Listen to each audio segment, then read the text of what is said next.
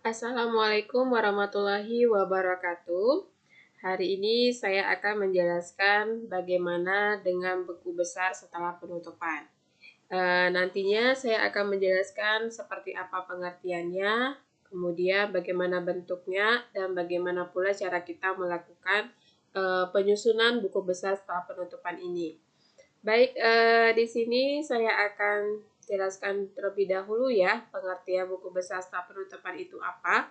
Jadi kalau kita artikan, ini sebenarnya adalah suatu proses di mana kita memindahkan sisa akun nominal ya ke akun ekuitas sehingga nanti akun nominal menjadi tertutup. Ya, karena dia tersisa nol, jadi maka tertutup. Dan akun ekuitas menunjukkan sisa yang sebenarnya. Ya, jadi akun-akun ekuitas dan akun ekuitas menunjukkan sisa yang sebenarnya. Jadi ini adalah pengertian dari buku besar setelah penutupan. Jadi intinya nanti kita kalau mau menyusun ya, kalau ketika kita mau menyusun buku besar setelah penutupan ini, maka sumber data yang kita ambil adalah jurnal penutup. Jadi sebelum kita sampai kepada tahap ini, maka kita buat dulu jurnal penutup. Kalau sudah kita susun jurnal penutupnya, baru data-data yang ada di sana kita pindahkan ke buku besar setelah penutupan. Jadi nanti akun-akun yang nominal itu akan kita letakkan sesuai posisinya masing-masing. Kemudian nanti kita pasti akan mendapatkan ya namanya akun nominal tersebut itu menjadi bersisa nol ya, nominalnya menjadi sisa nol. Itu makanya dikatakan sebagai jurnal penutup. Dan ini adalah dikatakan sebagai buku besar setelah penutupan. Baik, kemudian kita lihat di sini bentuk dari buku besar setelah penutupan itu seperti apa ya. Kalau kita lihat sebenarnya bentuknya itu sama seperti buku besar biasa yang sebelumnya kita sudah jelaskan ya. Jadi sama. Kalau misalnya kita pakai di awal itu pakai akun T, silakan pakai akun T sampai nanti berakhir gitu kan. Nah, kalau ternyata kita pakai bentuk 3 kolom silakan, tapi harus konsisten. Ketika di awal kali kita mendirikan sebuah perusahaan itu pakai bentuk akun T, berarti sampai nanti berakhir kita pakai bentuk akun T. Sama dengan yang bentuk lainnya juga. Kalau mau pakai bentuk 3 kolom berarti harus konsisten hingga nanti berakhir juga harus pakai bentuk 3 kolom.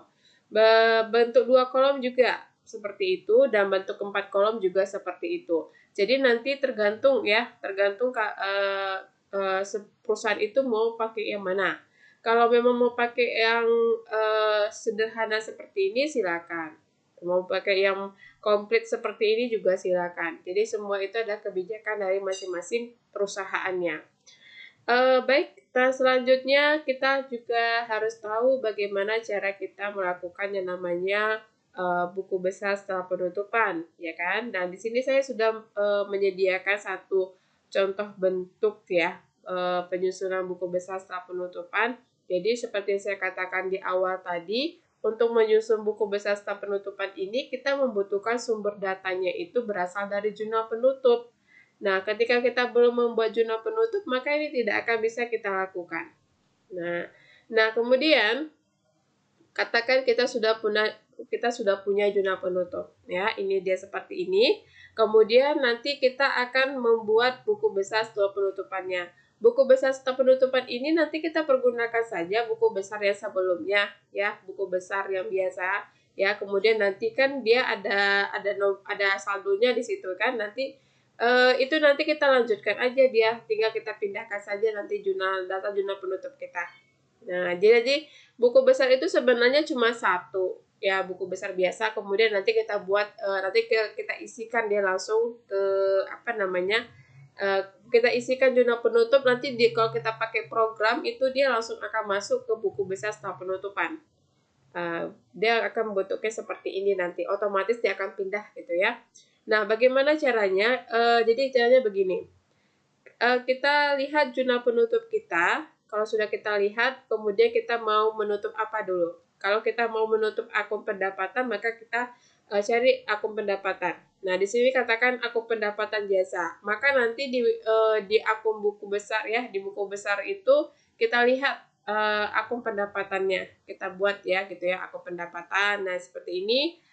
sebelumnya kan sudah ada akun pendapatan jasa gitu kan. Kemudian kita tinggal masukkan aja data jurnal penutupnya. Nah, di awal itu ada neraca saldo. Nah, seperti ini dia posisinya di kredit.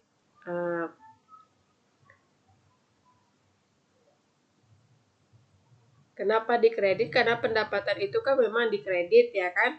Nah, kemudian karena ini kita datanya kita ambil dari jurnal penutup, kan posisinya sekarang pendapatan di debit. Maka nanti kita pindahkan dia ke posisi debit. Nominalnya Rp46.500.000. Nah, kalau nanti kita akan hitung, ini kan dia kredit kita harus kurangkan dengan debit. Maka nanti hasilnya akan menjadi 0.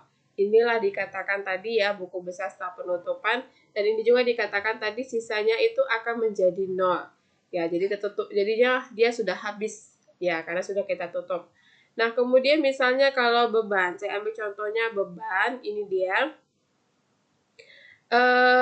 Kita ambil beban gaji. Saya ambil contoh beban gaji, letakkan di sini beban gaji ya. Kemudian nanti kita ambil nominalnya, dia di kredit. Ya, ini kita di kredit ya.